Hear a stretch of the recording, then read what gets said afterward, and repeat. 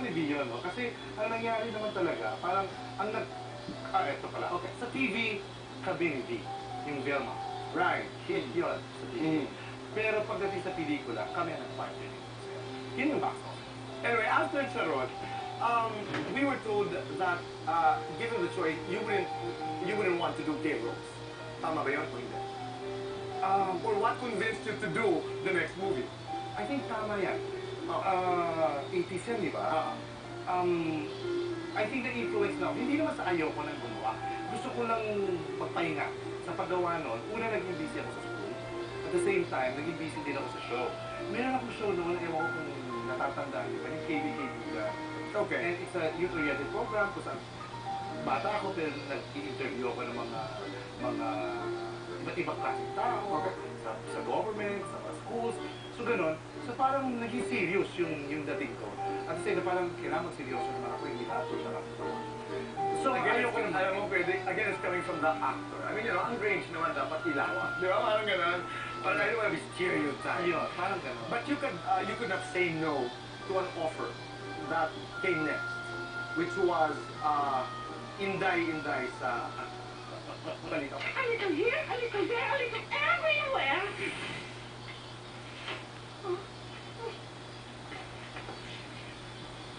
Aba! Ang mahaderang ito? At sa tapat pa namin tubira? Hay, nako! Ewan ko nga ba kung bakit meron kaming kapitbahay dito na napaka-pangit at mukhang puwet! Hoy! Kung mukhang puwet ako, ikaw naman ang utot ko! Naging linya din po yan ng lahat. Okay. Ito yung pelikula where Charo was already your producer. That's right. She called me up actually. And explained ko naman sa kanya. Nasabi ko, ang hirap kasi meron akong talk show na a very serious talk show. At the same time, nanalo ako sa Student Council sa UP. So parang hindi pa ako siguro, ano kaya yung reaction ng tao? So it was Charo Santos talaga ang nakapag-convince. Sabi niya, it will go. You have to do it. You have to do it. Okay. And how was it working with Maricel? Dahil hindi lamang ito, sumunod pa ang how many movies? Jack and Poy, Gloria Tecla, Inday sa Balitaw. Di ba? Bote, ano? Inday Bote. Maricel, Gabi, ang mga nakakasa, William, and you were given equal billing with all of them. But, di ba? And it felt good. Yeah. Did it? Di ba? It felt good. How was it working with Maricel? Maricel, kasi parang bago kami nagsama sa Liga, nagsama na kami ng bata. Yun ang gusto ko lang idagdag. Kasi nagkasama kami, tapos nawala si Maricel. Saan? Saan kayo nagkasama? Sa American film. Cockpit with Nancy Kwan. Wow! So gumawa kami ng pelikula na pinalabas sa Amerika. Tapos noon, nagkahiwalay na kami ni Maricel. In fact, nakakita pa kami nung kinuha siya sa John and Marshall. Diba? But you became friends. Oh yes. When you did Cockpit. Yes, noon. Nagkahiwalay lang. Nagkahiwalay. Okay, alright. Kwento kayo totoo. Nung nagkita kami, medyo nagkahiyaan kami sa Liga. Hindi kami nag-usap. Yun nga eh. Pero napag-usapan namin. Siguro na naiya siya. Parang inisip daw niya kasi na bago ko nagpunta pala doon, kunyari ginawa ko yung Inday sa Balitaw. Pagkagawa ko na naging close na kami. Pero matagal bago kami nakapag-usap kasi iniisip niya kung nagbago ako.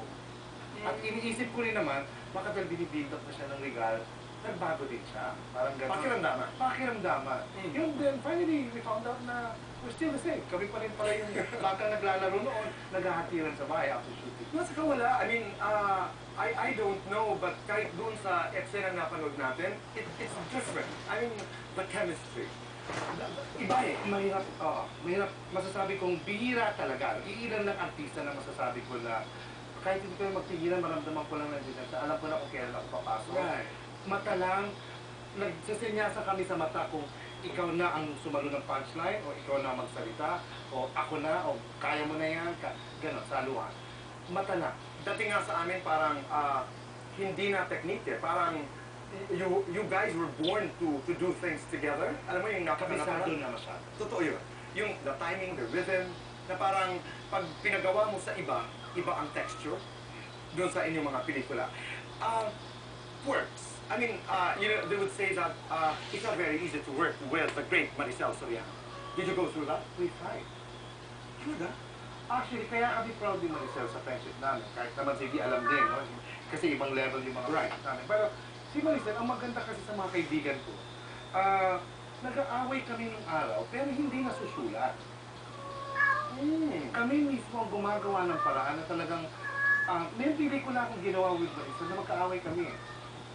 Pero pag pinashooting na kami ni Tatay Chanis, parang wala. I think Goryo Tech lang. And you would fight about? A lot of things. Pwedeng selos, bilang magkaibigan, pwedeng hindi ka sumama o hindi kita nakita. Yung mga ganun. Pwede lang naman. Pero mas hindi professional.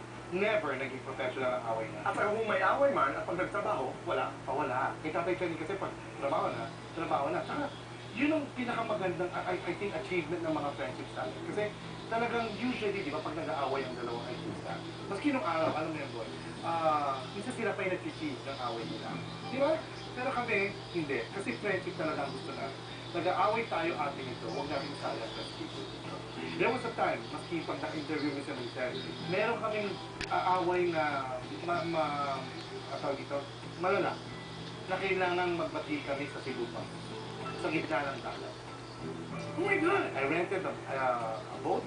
Parang ang tawag doon sa Cebu, yung kita mo yung ilalim, naalala ko yun. Balsa. Parang ba? Dinala kami sa gitna, Boat na parang... tapos parang fiberglass ang ilalim. Wow. So, dinala kami sa, ano pa yung, sa Cebu. You wanted that to happen because you wanted to talk to her personally. Para mapag-usapan niya. At gusto rin niya sa gitna ng dagat. Ayaw na makarinig. Okay. Binuko ko na talaga, no? Tapos yun, nandoon na kami. Mga cinematic. Oo. Pagpunta, Argao. Okay. Yes. Nung araw, nung 80s. Punta kami sa gitna. Yung boat na, sabi ni Maria, pwede lumakoy ka muna. Totoo niya yun, totoong ka. Hindi. Lumakoy ka muna, mag-uusap na kami. Doon na. Bakit gano'n din? Bakit tanungan? Doon din kami nagbati. Nung nagbati na kami, nag-swimming na kami. Pero sigawan yun. Yung sama ng loob niya, sama ng loob ko. Bakit gano'n? Kaya matibay ang pagiging magkaibigan. May mga pinagdaan. At kaya kayo mahuhusay din ng mga artista. Dahil pati ang, di ba, I mean, who would ever think of resolving problems in the middle of the sea? Exactly. Di ba? At saka parang ganito yun eh. Pag ito